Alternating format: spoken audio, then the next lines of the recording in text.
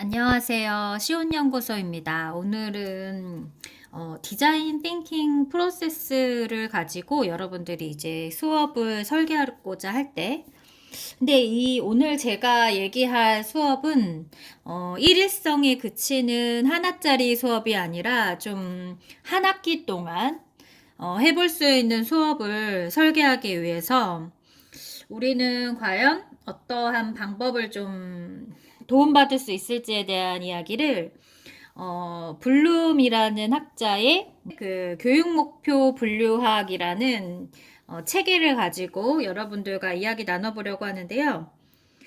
우리가 수업을 한 12차시 정도?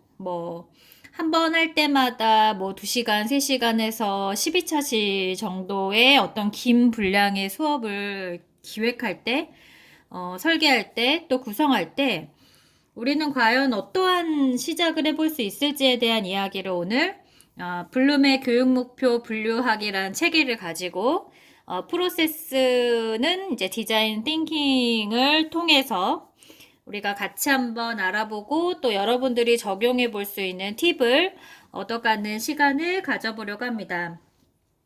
먼저 디자인 띵킹 프로세스에 대해서 여러분들이 다 알고 있어야지 이 수업을 설계할 수 있을 거예요.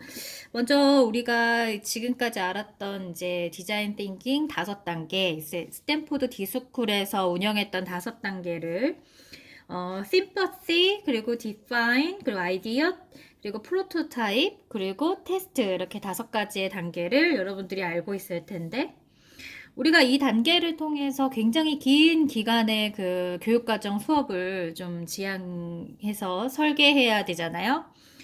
그래서 저 같은 경우에는 어떤 그 주제냐에 따라서 이 프레소스의 그 비중을 좀 달리 해야 되겠죠.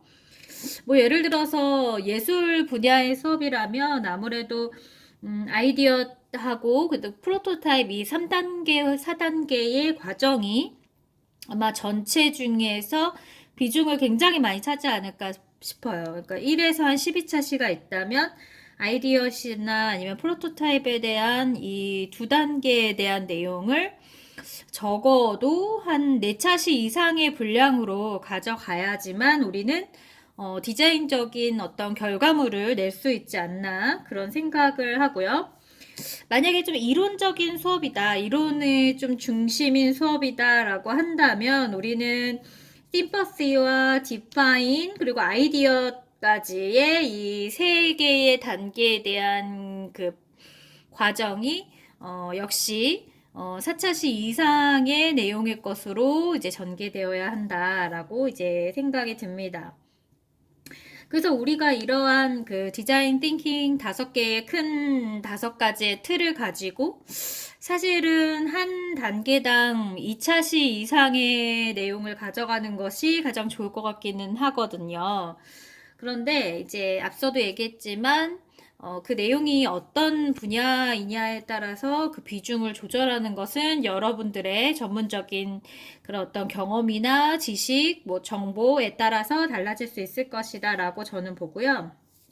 그래서 이 5단계 하에서 우리가 이제 내용을 설계해야 할 텐데, 그 내용에 있어서 적용하기 전에 우리는 항상 수업을 설계하기 전에 이제 목표가 있어야 된다라고 저는 항상 얘기를 합니다. 그래서 오늘의 수업에 대한 목표를 우리가 제시를 할 때 과연 어떤 부분을 중심적으로 오늘 수업을 이끌 것인가에 대해서 교수자든 아니면 퍼실리테이터든지 간에 그 지원을 하고 격려하는 사람의 기준이 무엇이냐에 따라서 수업의 분위기, 수업의 방향이 그쪽으로 흘러간다라고 밖에 볼 수가 없거든요.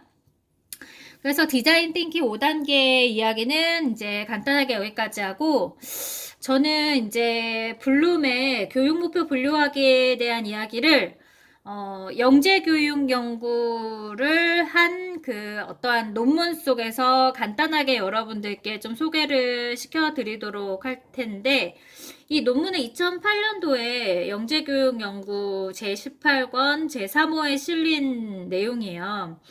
근데 이제 여기에서 블룸의 교육 목표 분류학을 뭐라고 이야기를 하고 있냐면은, 그러니까 이 교육 목표 분류는 교사들이 교육 과정을 이해하고, 그리고 수업을 계획하며, 그리고 교육과정 내에서 본질적으로 목표와 일관된 평가를 설계할 수 있도록 하는데 유용하고, 궁극적으로 교육의 질적 수준을 개선시켜 교사가 더 나은 의사결정을 할 수 있게 도움을 준다라고 되어 있는데요.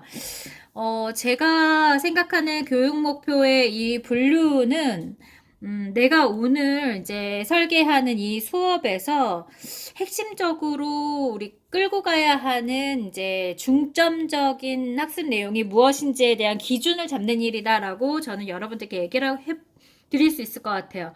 그래서 여기 보면은 블룸의 분류는 학교에서 흔히 가르치는 하위 수준의 학문적 지식과 거의 가르치지 않는다고 인식되는 상위 수준의 사고 기능과의 차이를 주목하도록 함으로써 교육에 많은 영향을 미쳤다라고 하는데요. 굉장히 말이 어렵죠? 그래서 이 하위 수준의 학문적 지식과 상위 수준의 사고 기능은 하위 수준의 학문적 지식이라는 것은 이제 우리가 만약에 뇌에서 전두엽에 관련된 학습이다라고 했을 때 그 전두엽의 지식을 부여하는 것을 하위 수준의 학문적 지식이라고 이야기할 수 있을 거예요. 그래서 상위 수준의 사고 기능이라는 거는 그러면 이 지식을 활용해서 우리가 지식을 습득하려고 할 때 우리 뇌가 사용을 해서 이 지식을 정보로 바꾸는 과정에서 필요한 어떤 기능들. 그래서, 제가 교재로도 이야기를 한 적이 있지만, 변별이라는 기능이라든지, 비교라든지, 추론 이런 기능을, 주목하도록 한다라는 거거든요. 그래서 저는 이 말은 굉장히 좀 의미가 있는 말인 것 같은 생각이 듭니다. 그래서 수업을 설계하지 않은 사람이 봤을 때는 굉장히 어려운 말이죠. 정말로 그냥 이론적인 내용이다. 그냥 글로 쓸 수 있는 어떤 그런 내용이다라는 부분밖에는 우리가 찾아내지 못할지언정, 수업을 굉장히 많이 설계해 본 사람의 입장에서는 이제 이런 내용을 봤을 때에 이 학습 목표에 들어가야 하는 문장적인 어떤 그런 진술에서 우리가 빼먹지 않고 들어가야 될 내용이 이 하위 수준의 학문적 지식과 상위 수준의 사고 기능이 들어가야 된다라는 거를 우리는 주목해 볼 수 있다라고 할 수 있습니다. 그래서 이런 블룸의 교육 목표 분류학에서 우리는 이 6가지의 그 차원을 좀 활용을 할 거예요. 그래서 여기 보면은 이제 이런 인지 과정의 차원이라는 것이 우리가 지금부터 할 어떻게 보면 사고 기능이라고 볼 수 있겠죠. 여기 보면은 사실적인 지식, 개념적인 지식, 절차적인 지식, 메타 인지적인 지식의 2차원 교육 목표 분류학이 있지만, 저는 사실 이 ABCD라는 이 지식적인 차원을 지금 현재는 디자인 띵킹이라는 5단계를 채울 예정이고요. 그리고 나서 그 5단계의 프로세스에 대한 어떤 인지적인 과정의 차원을 이렇게 6가지로 여러분들께 제시해 드릴 수 있을 것 같은데요. 이 사실적인 지식이나 개념적, 절차적, 메타인지적인 이 지식의 말이 너무 어려워요. 그래서 여기 보시면은 사실적인 지식인 결국에는 이제 용어로서의 지식이고, 이제 개념은 이 용어를 구분화 지을 수 있는 내용들, 절차는 이제 순서 지을 수 있는 내용들, 메타는 이제 종합하고 통합할 수 있는 내용들인데, 이런 내용들을 사실 여기에서도 이미 담아낼 수 있기 때문에 이 ABCD에 대한 지식적인 차원보다는 저는 이제 디자인 띵킹 5요소를 활용해서 여러분들과 이야기 나눠보려고 합니다.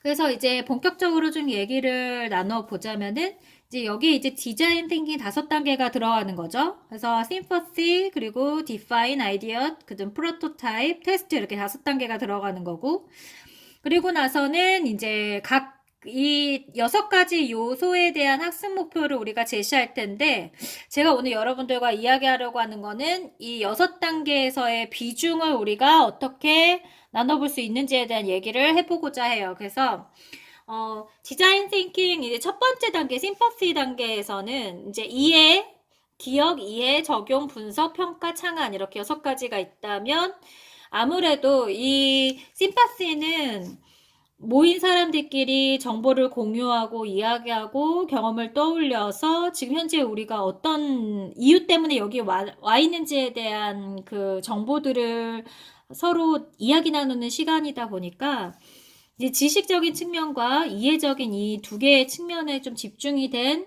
학습 목표가 나와야 될 거예요.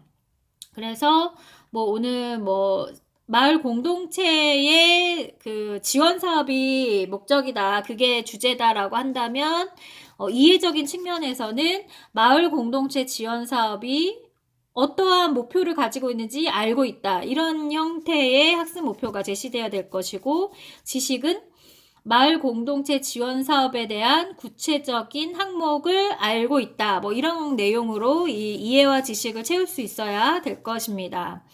그러니까 두 번째 define이라는 이 디자인 띵킹 두 번째 단계에 적용될 것은 이런 기억, 이해, 적용, 분석, 평가, 창안하는 6가지의 단계 중에서도 우리는 지식과 분석에 좀 초점을 맞춘 평가 항목이 나와야 될 거예요. 디파인에서 가장 중요한 것은 앞에서 우리가 이야기 나눴던 경험이나 정보들을 가지고 우리가 앞으로 어떤 문제를 어떻게 해결해야 하는 기준, 과연 우리는 여기에 어떤 문제를 해결하기 위해서 모였는지에 대한 기준을 제시해야 되는 단계이기 때문에 우린 그렇더라면 앞에서 이제 얘기 나눴던 것을 그 지식을 가지고 분석을 해봤을 때 어떤 기준들이 제시될 수 있는지, 그래서 이 역시 뭐 분석에 대한 학습 목표에 대한 내용이 나온다면 이 마을 공동체 지원 사업이 지금 현재 어떤 식으로 행해지고 있고 또 지원되는 정책에는 어떤 것들이 있는지를 분석해 본다라든지,